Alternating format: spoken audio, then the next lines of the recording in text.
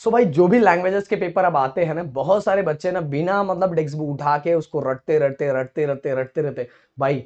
अब चीजों को ना, अब वो पहले वाला टाइम नहीं था जो हम लोग के टाइम कैसा आता था, क्वेश्चंस और आंसर आते थे और उनको सेम टू सेम लर्न करके जाओ और उसको छाप के आ जाओ, ऐसा नहीं आता।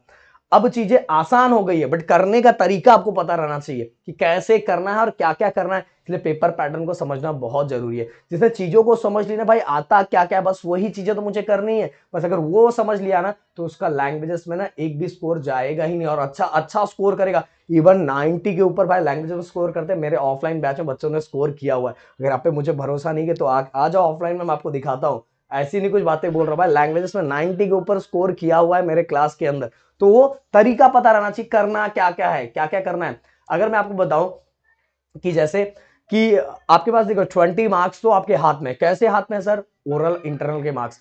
तो सर क्या 20 में से मिल जाएगा हम लोग को? भाई सबको बोल रहा हूं ना, 18 19 17 18 19 सभी को मिलने वाला है।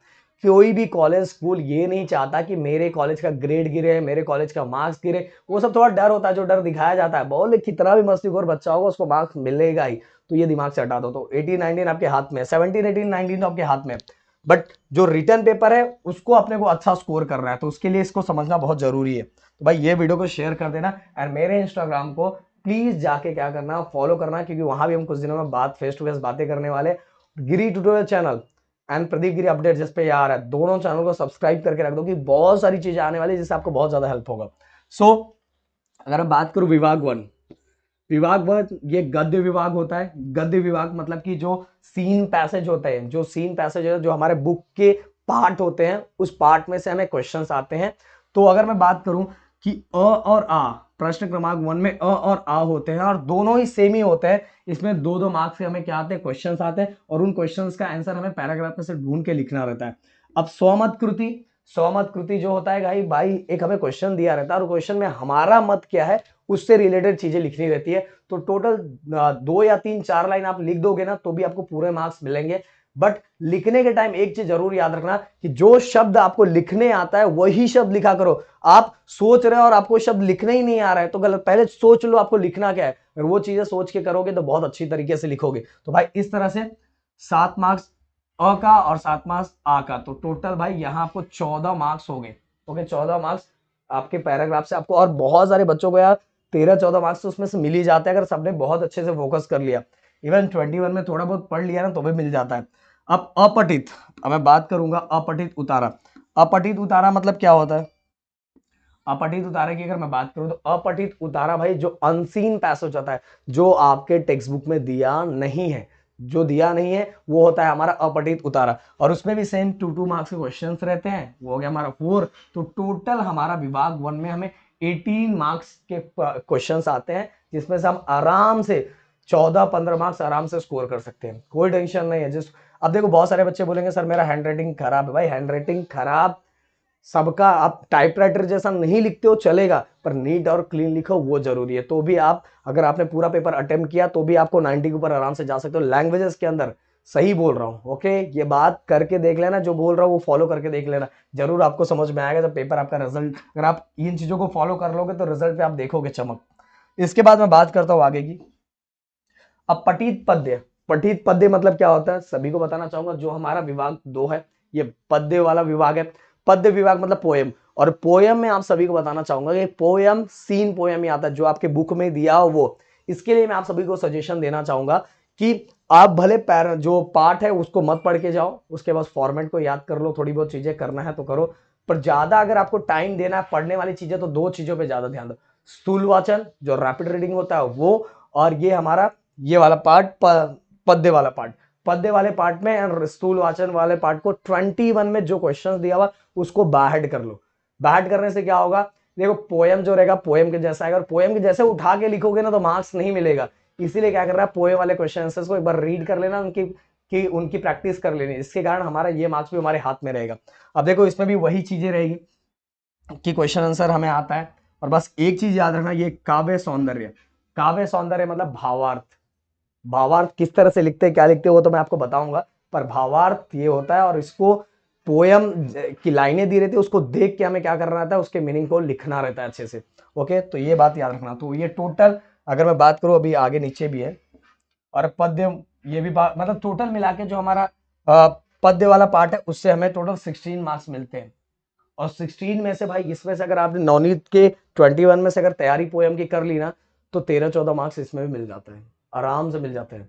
14 ऊपर और नीचे 28 मार्क्स मिल गए। अगर 28 मार्क्स मिल गए और अगर आपको वहाँ क्या बोल रहा हूँ इंटरनल में 18 मार्क्स मिल गए, मान लो 20 में लेके चलता हूँ, तो सोच लो 40 के ऊपर आराम से चले गए। 40 मार्क्स इतने में ही चले गए, 100 में 40 मार्क्स, जो टेंशन था हमें फेल होने का। तो पर ये थोड़ा रिस्की पॉइंट है, इसमें बहुत सारे बच्चों का बहुत सारी चीजें गलत हो जाती है। हमें सबसे ज्यादा स्कोर ना भाई इसमें करना है।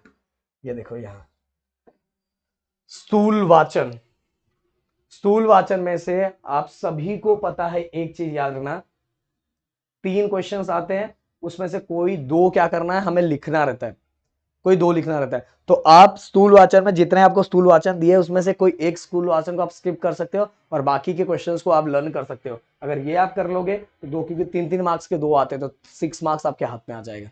ओके, स्थूल वाचन। अब बात करता हूं विभाग 4, यहां से हमारा राइटिंग स्किल्स एंड ग्रामर का पार्ट स्टार्ट होगा। और भाई ये जितने पार्ट दिए हुए हैं, सच बोल रहा हूं, जितने पार्ट दिए अगर आप बस सर्च करोगे ना, उसका नाम लिख के और गिरी ट्यूटोरियल सर्च करोगे ना, तो आपको सभी ग्रामर पूरे के पूरा एक ग्रामर मिलेगा। और 1 शॉट ग्रामर भी बनाया हुआ है, 1 शॉट वीडियो भी पूरे ग्रामर का बनाया हुआ है, व्याकरण का।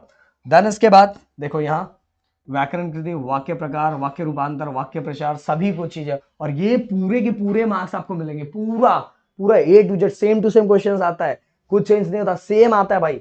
आपको बस उसका फॉर्मेट पता रहना चाहिए, सेम आप लिख के आओगे। देन इसके बाद शब्द संपत्ति, लेखन नियम, विराम चिन्ह, टोटल मिला के ये देखो 16 मार्क्स, ये पूरी तरह से हाथ में है। ये मार्क्स जाना ही नहीं चाहिए, जाता ही नहीं है, क्योंकि मैंने ये सेम टू सेम हमने बनाया हुआ है हमारे गिरी ट्यूटोरियल चैनल पे। टॉपिक का नाम लिखो, गिरी ट्यूटोरियल लिखो, ये टॉपिक आपकी आंखों के सामने आ जाएगा। अब आगे चलते हैं। अब ये देखो भाई, ये वाला जो पार्ट है, ये आता है हमारा राइटिंग स्किल का पार्ट, विभाग 5। विभाग 5 में अगर मैं बात करूं तो ये देखो प्रश्न नंबर 5 में पत्र लेखन, सारांश लेखन, इसमें से 2 में से कोई एक लिखना रहता है और 6 मार्क्स का रहता है। लोग बोलते हैं सर सारांश लेखन और पत्र लेखन, अगर आप रहते तो आप क्या लिखते? तो मैं बताना चाहूंगा, अगर मैं रहता ना तो मैं पत्र लेखन लिखता।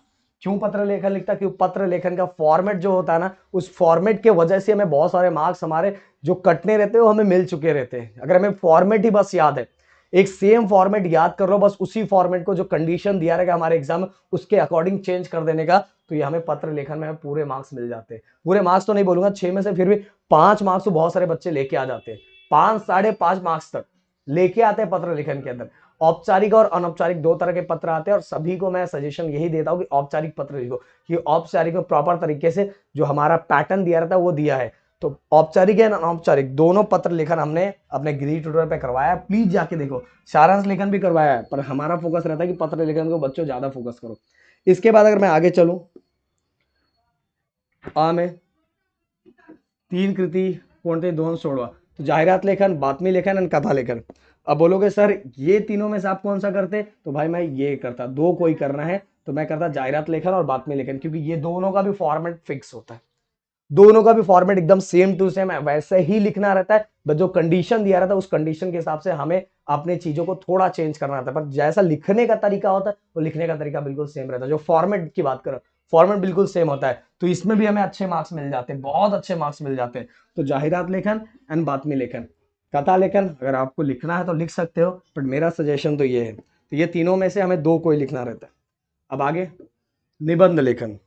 अब बोलोगे सर इतने टाइप्स के निबंध लेखन आते हैं, इतने, और इसमें से कोई एक निबंध अपने को लिखना रहता है, एक।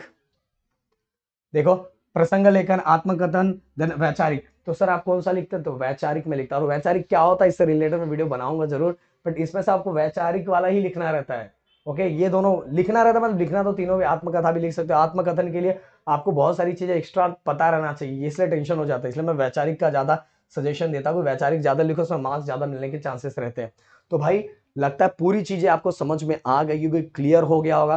प्लीज जितना हो सके इस वीडियो को शेयर करोगे तो हमें एक मोटिवेशन आएगा, क्योंकि हम जब एनालिटिकल चेक करते हैं यार, वीडियो बच्चे खुद ही देख लेते हैं और भेजते ही नहीं है, तो थोड़ा बुरा लगता है, फिर कुछ करने का मन नहीं करता। तो भाई प्लीज वीडियो को शेयर कर दो, और इंस्टाग्राम पे भी अपना सपोर्ट दिखा सकते हो, डिस्क्रिप्शन में लिंक दिया हुआ है। Thank you so much guys, जय हिंद दोस्तों।